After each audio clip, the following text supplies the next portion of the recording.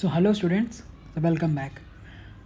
So in this video I'm going to explain to all of you about regarding the sources of water and regarding the topic named as hardness of water. So first I will explain you why you need to understand about the various sources of water.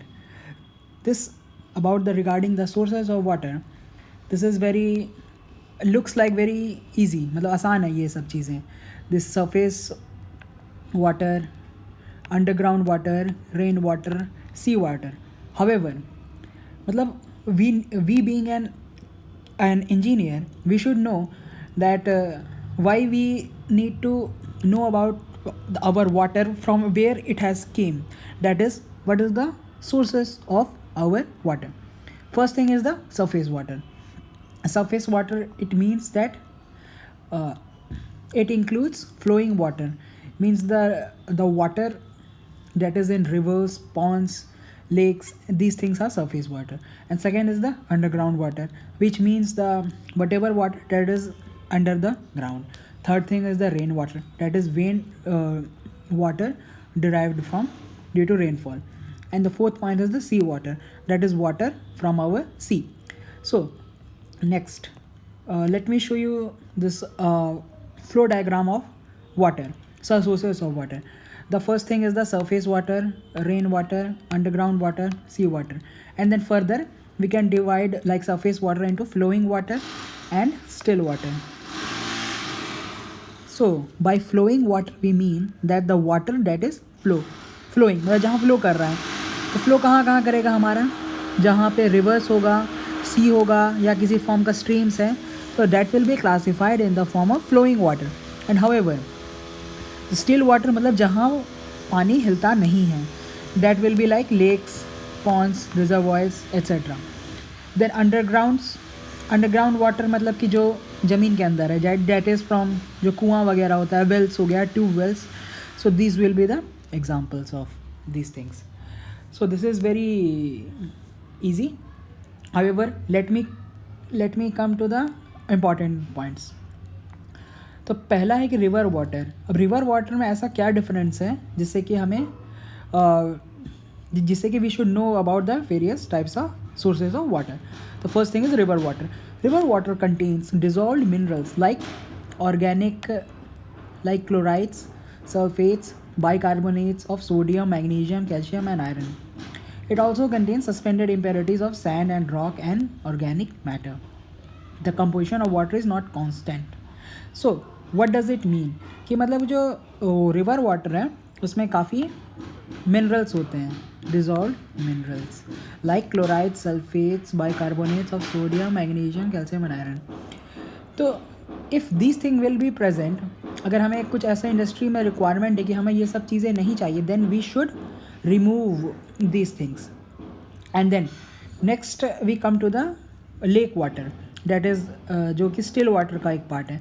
तो lake water has high quantity of organic matter present in it but lesser amounts of dissolve minerals. So देखो अब हमारा क्या होता है कि separation part में हमें, जब हम सेपरेट करेंगे वाटर को, फर्दर प्योरीफाई करेंगे, तो हम नोटिस करेंगे कि लेक वाटर में कि ऑर्गेनिक मैटर ज़्यादा है और उसमें कि बाकी डिज़ोल्व्ड मिनरल्स जो है, जो कि हमारा इसमें रिवर वाटर में ज़्यादा था, इसमें कम है. तो हमारा सेपरेशन जो हम वाटर प्योरीफिकेशन करेंगे तो थोड़ा डिफरेंट हो जाएगा दोनों फॉर्म में. Okay, then next we come to the rain water. What is rain water? Is obtain as a result of evaporation from the surface water. Probably it is the purest form of natural water. But during its downward journey through the atmosphere, it dissolves organic and inorganic suspended particles and considerable amount of industrial gases. अब देखो rain water क्या है, ये मतलब एक kind of, मैं बोल रहा हूँ it is the purest form है, काइंड ऑफ प्योरेस्ट फॉर्म है ये आज के डेट में. This is also even not that much pure. Why? क्योंकि जो हमारा जो क्योंकि हमारा वर्ल्ड में एयर पॉल्यूशन, वाटर पॉल्यूशन सब हाई हो गया है. तो रेन वाटर क्यों ख़राब हो जाता है? जब हम due to our air pollution, various types of gases from various industries and various vehicles, carbon dioxide, NO2, sulfur dioxide, carbon monoxide और various other gases, ये हवा में these gases are present. और जब वाटर रेनफॉल आएगा इस gases से stick करेगा तो हमारा वाटर भी पॉल्यूशन करेगा, वो पॉल्यूट हो जाएगा मतलब. So this is the 3 types of, let me show you the next slide.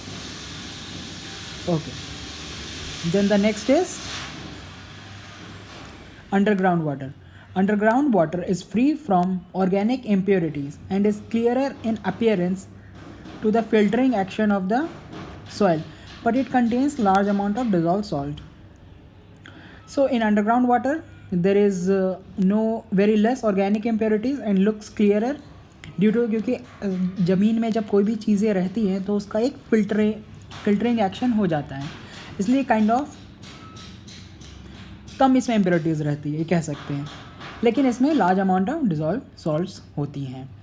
और next is we come to the sea water.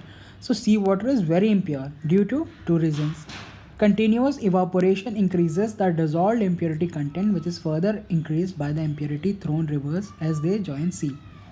It is too saline for most industrial uses except cooking.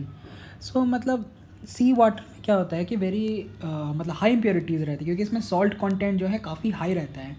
अब इस चीज़ को industrial uses में use करना काफ़ी दिक्कत हो जाती है, क्योंकि इसमें हैवी कॉस्ट लगता है हमें सी वाटर को प्योरीफाई करने के लिए. सो these things you should keep in your mind.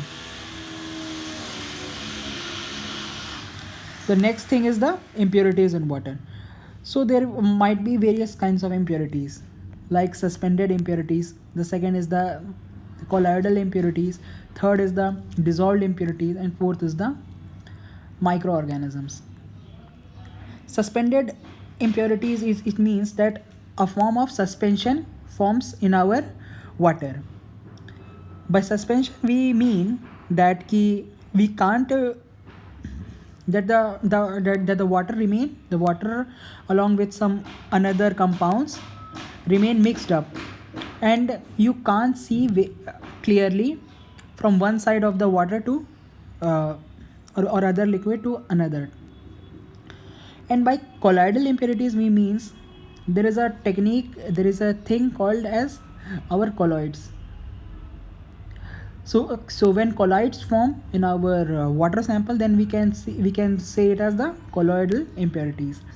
And when due to the presence of various dissolved salts like carbonates, bicarbonates, and chlorides so various salts are present of maybe carbonates, chlorides, sulfates of calcium, magnesium, aluminium, iron, whatever, then we can classify as the dissolved impurities. That is, it is mixed inside water. Microorganisms we imply like various microorganisms like bacteria, fungi, virus, algae. So these will be the some impurities of water. So what are the sources of impurities in water? So मतलब real में कैसे impurities हमारा होता है water में. तो पहला हमारा जो गैसेस है, जो due to rain, acid rain हम कहते हैं, तो गैसेस में जो भी हवा में जो भी गैसेस हैं उस वजह से जो भी उसके वजह से हमारा वाटर पॉल्यूट होता है. Second thing is the decomposition of plant and animal remains introduce organic impurities in water. So due to plant and animal का जो वेस्ट हो जाता है उसके वजह से भी पॉल्यूशन वाटर इम्प्योर हो जाती है. So water takes impurities when it come, जब भी वो मिट्टी या सॉल्ट रॉक्स में होगा ग्राउंड पे, तो वहाँ पे भी वाटर इम्प्योर हमारा हो जाता है. And the next thing is impurities are also introduced in water when it comes in contact with sewage, and due to sewage और इंडस्ट्रियल वेस्ट के वजह से जो इंडस्ट्रीज़ में जो भी पॉल्यूशन होता है उससे वजह से भी हमारा वाटर इम्प्योर हो जाता है. Okay, then let me explain to you about the important thing, that is the hardness of water. So hardness का मीनिंग क्या है कि मतलब जब भी हमारा सोप से जब हमारा लेदर यानी कि झाग जो बोलते हैं वो अगर अच्छे से नहीं होगा, then we can say that कि हमारा वाटर हार्ड वाटर है, यानी कि वी विल से कि जो वाटर की जो हार्डनेस है वो ज़्यादा है। क्यों ऐसा? क्योंकि हमारा झाग यानी कि लेदर हमारा नहीं हो रहा है। तो मतलब ऐसी क्या हो जाता है जिससे कि हमारा सोप जो है वो हमारा लेदर नहीं कर पाता है। तो क्या होता है कि वाटर में काफ़ी अलग अलग टाइप्स ऑफ सॉल्ट्स प्रेजेंट रहते हैं, कैल्शियम, मैग्नीशियम। तो इसके जो सॉल्ट प्रेजेंट होती हैं, तो इसके वजह से एक इनसॉल्युबल कंपाउंड फॉर्म होता है। तो इसको मैं एक रिएक्शन से, जैसे कि यहाँ आप देख सकते हो। सो जब भी हमारा सोप है, सोप में एक कंपाउंड होता है जिसके कि जो मेन एक्टिंग कंपाउंड है वो क्या है, सोडियम स्टीरेट। जब ये सोप हमारा प्रेजेंट होगा, तो जब भी हमारा किसी भी वाटर का जो हार्डनेस के लिए जो भी जैसे सॉल्ट्स प्रेजेंट है, for example calcium chloride, magnesium sulphate, तो इसके वजह से एक हमारा इनसॉल्युबल कंपाउंड बनेगा। तो इस इनसॉल्युबल कंपाउंड के वजह से हमारा लेदर नहीं हो पाता है। So this thing you should understand. Okay, so what will be the main difference regarding hard water and soft water? The most important is hard water में हमारा लेदर अच्छे से नहीं होगा या ढंग से नहीं होगा या नहीं होगा बिल्कुल। और दूसरा बात है कि हार्ड वाटर में कंटेन्स वेरियस कोई डिजॉल्व कैल्शियम एंड मैग्नीशियम का सॉल्ट प्रेजेंट होगा, और सॉफ्ट वाटर में वो चीज़ नहीं होगा। तो अब हार्ड वाटर जब भी होगा, तो अगर हमें किसी चीज़ को क्लीन करना है तो ज़्यादा सोप की रिक्वायरमेंट हमारा इंक्रीज़ हो जाएगा सेम क्लीनिंग एक्शन देने के लिए।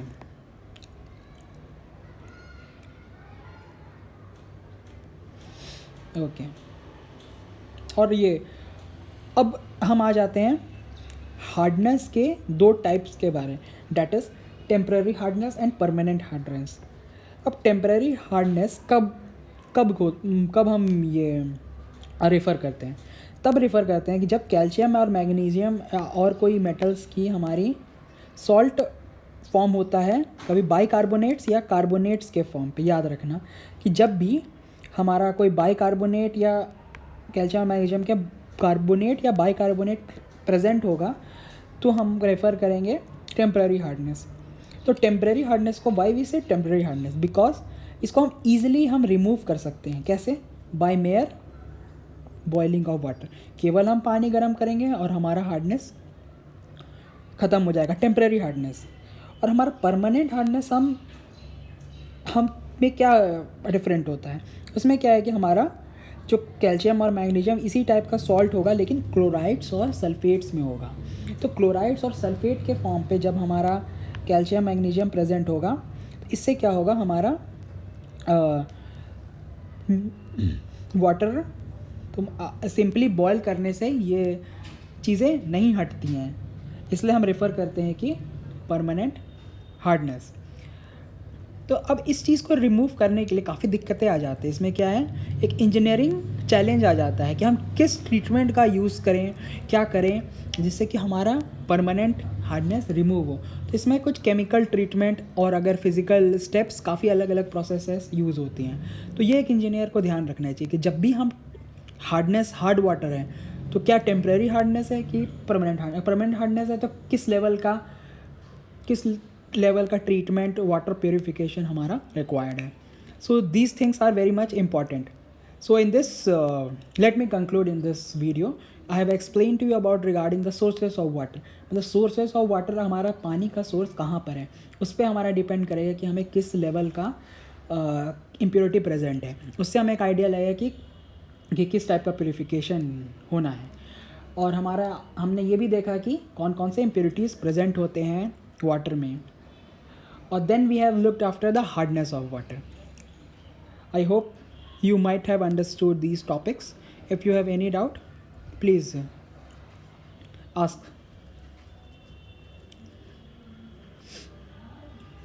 Thank you.